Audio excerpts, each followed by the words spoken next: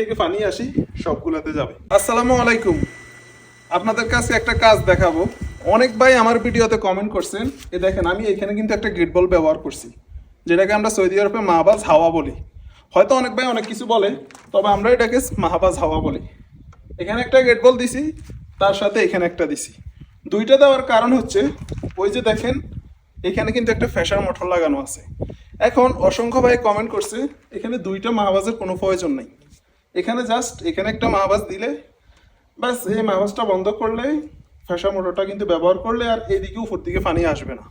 কথায় যুক্তি আছে, কিন্তু আমরা কাজ করতে হলে অনেক কিছু হিসাব করে কিন্তু কাজ করতে হয়। যেমন যদি আমি এখানে দুইটা মাহবাজ না দিই, যেমন এইটা যদি না দিই, এই মাহবাজটা যদি এখানে দিই, তাহলে আপনারা জানেন সৌদি আরবে পানির মধ্যে কিন্তু আয়রন বেশি। খাজান কিন্তু কয়েক মাস পরে আয়রনে একদম জাম হয়ে যায়। তখন যদি খাজান পরিষ্কার করে, এখানে তো চাবি নেই, চাবিটা কোথায়? এইখানে। তো এইখানে যদি চাবি বন্ধ করি, আমাদের এইদিকে কিন্তু পুরা ময়লা পানি চলে আসবে, ময়লা চলে আসবে। আপনি খাজান পরিষ্কার করলেন, এখানে কিন্তু ময়লা পানি থাকবে। তারপর যখন খাজার নতুন পানি আসবে, এখানে চাবিটা ব্যবহার করার সাথে চাবিটা যখন ছেড়ে দিবে, তখন কিন্তু এইসব লাইনের মধ্যে সব ময়লা ঢুকে যাইব। এটা চিন্তা করতে হবে।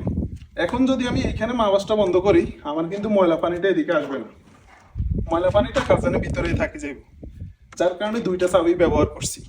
আর সৌদিরা কিন্তু মালের জন্য কোনো সমস্যা নেই, আপনি যা মাল আনেন, মালে শুধু এস্টিমেট দিলেই ব্যাস মাল নিয়ে আসে, মালের জন্য কোনো সমস্যা নেই।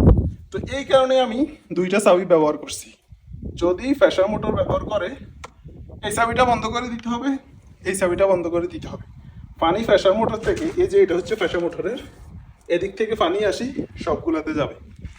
আর যদি কোনো সময় ফ্যাশার মোটরটা নষ্ট হয়ে যায়, তাহলে এখানে কিন্তু আমার চাবি আছে, সামনে চাবি আছে, চাবিটা বন্ধ করে দিবে, এই দুইটা চাবি অন করে দিবে।